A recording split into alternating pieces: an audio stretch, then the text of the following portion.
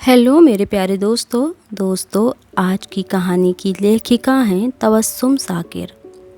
गुलाबी साड़ी, सिर पर पल्लू, दोनों हाथों में मैचिंग चूड़ियाँ, छन छन करती पायल, सजी सवरी सरिता एक हाथ में सास का हैंड बैग थामे और दूसरे हाथ से बार बार सिर से सरकता पल्लू संभालती गेट के पास आई। ये लीजिए माँ, आपका बैग। अंदर ही छूट गया था, सरिता ने अपनी सास निर्मला जी से कहा। उसके सास ससुर जो पिछले 1 महीने से दिल्ली आए हुए थे, वे आज वापस कानपुर जा रहे थे। सरिता का पति विकास माता पिता को छोड़ने रेलवे स्टेशन जा रहा था। सामान गाड़ी में रख दिया गया था। निर्मला जी और सुरेश जी, सरिता के ससुर, ने बहू और पोते सनी से विदा ली और गाड़ी में बैठ स्टेशन रवाना हो गए। सनी, चलो जल्दी से रेडी हो जाओ, अभी आधे घंटे में स्केटिंग क्लास है तुम्हारी, याद है ना? सरिता ने कहा।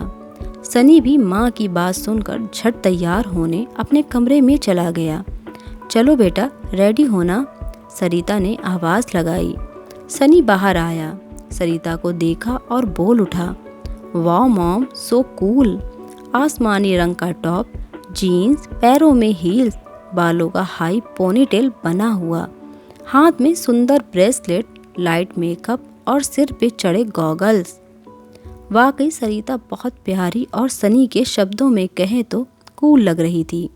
माँ बेटा निकलने को तैयार थे, तभी डोरबेल बजी। इस वक्त कौन आ सकता है? सरिता ये कहती हुई दरवाजे की ओर बढ़ी। दरवाज़ा खोलते ही मानो उसके होश उड़ गए। सामने उसके सास ससुर और पति खड़े थे।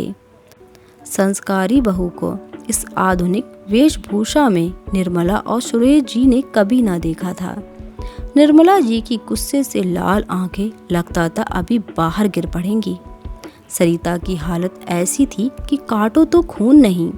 हालांकि हैरान होने के बावजूद सुरेश जी के चेहरे के भाव सामान्य ही थे। परिस्थिति को देखते हुए विकास झट बोल उठा, दरअसल ट्रेन 3 घंटे लेट थी, इसलिए मैंने सोचा घर ही चलते हैं। माँ पापा को बेकार ही में असुविधा हो जाती। चलिए माँ, अंदर चलिए। सरिता अपने चेहरे पर खिसियानी मुस्कान लिए धीरे से अपने कमरे में चली गई और बस 5 मिनट में साड़ी पहनकर बाहर आ गई। फ़ोन नहीं कर सकते थे एक बार? सरिता ने विकास से बड़े गुस्से में पूछा। अरे कब से मिला रहा था, तुम फ़ोन उठाओ तब ना, उसने सफाई दी। अरे बहू, एक कप चाय मिलेगी क्या? सुरेश जी ने आवाज़ दी। वे अपनी ओर से कोशिश कर रहे थे कि माहौल सामान्य बना रहे, क्योंकि उनकी पत्नी खामोश ज़रूर थी मगर एक ज्वालामुखी के समान प्रतीत हो रही थी जो कभी भी फट सकता था। खैर, किसी तरह ये मुश्किल वक्त गुजरा और ट्रेन कानपुर के लिए रवाना हो गई। निर्मला जी रास्ते भर सरिता को बुरा भला कहकर थकी ना थी। कानपुर में भी यही टॉपिक चलता रहा। अरे बस कीजिए निर्मला जी, कितना बुरा भला कहेंगी बहू को, ऐसा भी क्या हो गया? सुरेश जी ने पत्नी का विरोध किया। नए ज़माने की लड़की है, अगर जीन्स पहन भी ली तो क्या हो गया? आपकी भांजी डॉली, वे भी तो ऐसे ही कपड़े पहनती है। वे बोले, अजी डॉली को बीच में मत लाइए, उसके सास ससुर का देहांत हो चुका है। निर्मला जी ने झट बात काट दी। अच्छा, तो आप चाहती हैं कि अपने पसंद के कपड़े पहनने के लिए बहू हमारे मरने की कामना करे? सुरेश जी ने कटाक्ष किया।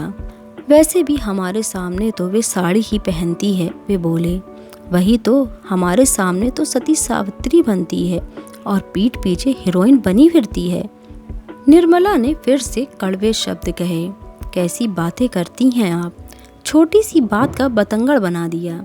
सरिता ने सदा आदर सत्कार दिया है हमें, और उसने जीन्स ही तो पहनी है, कोई अनुचित वस्त्र तो नहीं पहने ना। वैसे भी उसे यूं दोहरी जिंदगी जीने पर मजबूर करने वाले हम ही हैं। सुरेश जी ने फिर बहू का पक्ष लिया। बड़ी तरफदारी हो रही है बहू की, ऐसा मेरा साथ तो कभी ना दिया। जब मैं शादी के कितने साल तक घूंघट में ही रहती थी, मेरी सारी सहेलियां सूट पहनती हैं, मगर मैंने तो कभी साड़ी को नहीं त्यागा। सदा संस्कारों का ध्यान रखा है। निर्मला ने अकड़ कर अपनी बात कही। अजी, आपके साथ कुछ बुरा हुआ तो क्या उसका बदला लेंगी आप अपनी बहू से? अगर आप सूट पहनना चाहती हैं तो पहनिए, किसने रोका है आपको? वैसे आज भी आपकी सुंदरता में कोई कमी नहीं आई है। सुरेश जी ने ये कहकर पत्नी को खुश कर बात ख़त्म करनी चाहिए। निर्मला जी भी शर्मीली मुस्कान चेहरे पर सजा के चुप हो गईं। 6 महीने बीत चुके थे और सरिता को अपने सास ससुर के आने की खबर मिली थी। आखिर वो दिन आ ही गया। गाड़ी गेट पर रुकी। सुरेश जी बाहर आए। सरिता ने पाँव छुए और पूछा, माँ कहाँ हैं? वे गाड़ी में बैठी हैं। जाओ बेटी, तुम ही उतारो उन्हें। सुरेश जी बोले, लगता है अभी तक मुझसे बहुत नाराज़ हैं। बड़ी मुश्किल से कटने वाले हैं आने वाले दिन। सरिता मन ही मन बड़बड़ाती हुई गाड़ी की तरफ पहुंची। दरवाज़ा खोला तो मुंह खुला का खुला रह गया। आइए माँ, उसने कहा। निर्मला जी गाड़ी से उतरी, सलवार सूट पहने हुए। सरिता की फटी और जिज्ञासा से भरी आंखें देखकर फिर बोली, अरे बहू, बताओ तो सही, मैं कैसी लग रही हूँ? बहुत सुंदर दिख रही हैं माँ, सरिता ने झट से तारीफ की। और हाँ बहू, तुझे भी अब ये साड़ी का नाटक करने की कोई ज़रूरत नहीं। जो चाहे पहना कर, जैसी है वैसी ही रहे।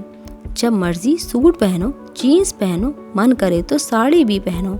हम नहीं चाहते कि हम तुझे बोझ लगें, तुझ पे बंदिशें लगाएं और तुझे दोहरी ज़िंदगी जीनी पड़े। निर्मला जी ने तीखे अंदाज में सही मगर कुछ अच्छी बातें कहीं।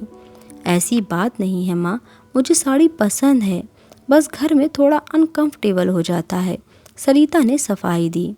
हाँ मैं समझती हूँ, निर्मला जी ने कहा। सास बहू की ये गपशप विकास और सुरेश जी खड़े देख रहे थे। आज से पहले उन्होंने ये तालमेल और समीपता दोनों के बीच कभी नहीं देखी थी। सच है, अगर हम अपनी सोच और दृष्टिकोण को थोड़ा सा बदल लें तो दिलों के बीच दूरियां बहुत कम हो जाती हैं, जीवन सरल और परिवार सुखी हो जाता है। दोस्तों, अगर आपको ये कहानी पसंद आई हो तो प्लीज़ वीडियो को लाइक कर दीजिए और चैनल को ज़रूर सब्सक्राइब कीजिएगा। Thanks for watching.